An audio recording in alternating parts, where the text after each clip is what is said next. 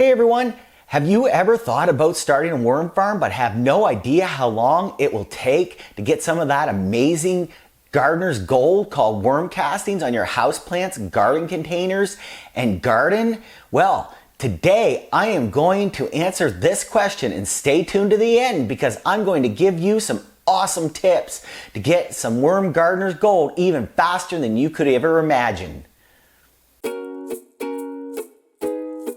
The length of time it takes for worms to compost can depend on several factors, including the type of worms, the size of the worm bin, the amount and type of waste you're adding, and the environmental conditions such as temperature and moisture level. Generally, for a typical household's organic waste, fruit and vegetable scraps, coffee grounds, eggshells, in a small to medium-sized worm bin, it takes red wiggler worms, the most common type of composting worms, about 2 to 3 months to transform the waste into nutrient-rich compost known as worm castings or vermicompost. Remember, to maintain a balanced environment for your worms by providing the right moisture, temperature, and pH level, as well as avoiding certain waste materials that your worms may not be able to process as quickly, like meat, dairy, citrus, and oily or processed foods. Furthermore, the initial setup of the worm bin with bedding and worms would need 2 to 3 weeks before you can start adding food scraps. So the entire process from setup to compost could take around 3 to 4 months. After the initial compost has been produced, the process can be continuous with new waste being added as old waste is composted by your worms. Again, these are approximate times and can vary depending on specific conditions. Always monitor your worm bin for signs of healthy composting such as active worms, a pleasant earthy smell, and a dark crumbly compost texture. How quickly do worms eat food? The rate at which worms can eat food can depend on several factors, including the type of worm, the environmental conditions of the worm composting bin, and the type of food waste provided. Red wiggler worms, a common composting worm, are voracious eaters. In ideal conditions, they can eat up to half their body weight in organic material each day. This means that if you have a pound of worms, about 1,000 worms, they could potentially consume half a pound of organic waste daily. However, worm farming friends, it's important to remember that this is a rough estimate. Actual consumption rates can vary. It's also crucial to avoid overfeeding your worms, as it can lead to problems such as foul odors, pest infestations, and overly acidic conditions. A good strategy is to add new food only once the old food has been mostly consumed by your worms. Also, keep in mind that worms prefer certain types of food. They tend to eat softer, rotting food faster than fresh food. For instance, fruit and vegetable scraps will be eaten more quickly than tough fibrous materials like corn cobs or woody stems, such as grape stems, for example. Providing a balanced diet, maintaining proper moisture and temperature, and ensuring the bin is well ventilated will help keep your worms healthy and efficiently composting. Okay, so here are some bonus tips on how to help your worms compost faster. So this is a question that I seem to get asked a ton over the years.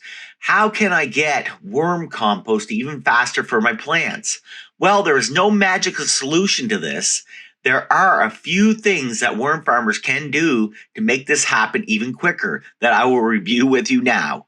Proper food preparation. Worms compost more quickly when they have easier access to organic material. Chopping or shredding the compost material into smaller pieces will increase the surface area that the worms can work on, speeding up the composting process. Freezing food beforehand. Freezing your food scraps can really help your worms consume it much faster, helping you get your gardener's gold even quicker. They only need to be frozen for a few hours and then removed for the best results. Providing a balanced diet. Providing a balanced diet can help your worms work more efficiently. This means a mix of green, nitrogen-rich, and brown, carbon-rich materials. Greens can include fruit and vegetable scraps, coffee grounds, and fresh grass clippings. Browns can include dried leaves, straw, paper, and cardboard. Optimal temperature and moisture. Worms work best at temperatures between 55 and 75 degrees Fahrenheit or 13 to 25 degrees Celsius, and in a moist environment like a wrung-out sponge. If conditions are too hot, cold, dry, or wet, it can slow down the composting process or even harm the worms. Aeration. Worms need oxygen to live and break down organic material. Make sure your worm bin has plenty of ventilation.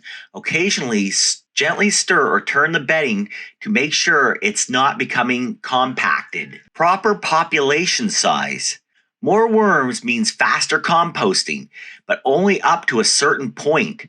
Overcrowding can cause stress and disease among your worm farm. As a rule of thumb, 1 pound of red wiggler worms can efficiently process 1/2 pound of food scraps daily. Avoiding unwanted materials.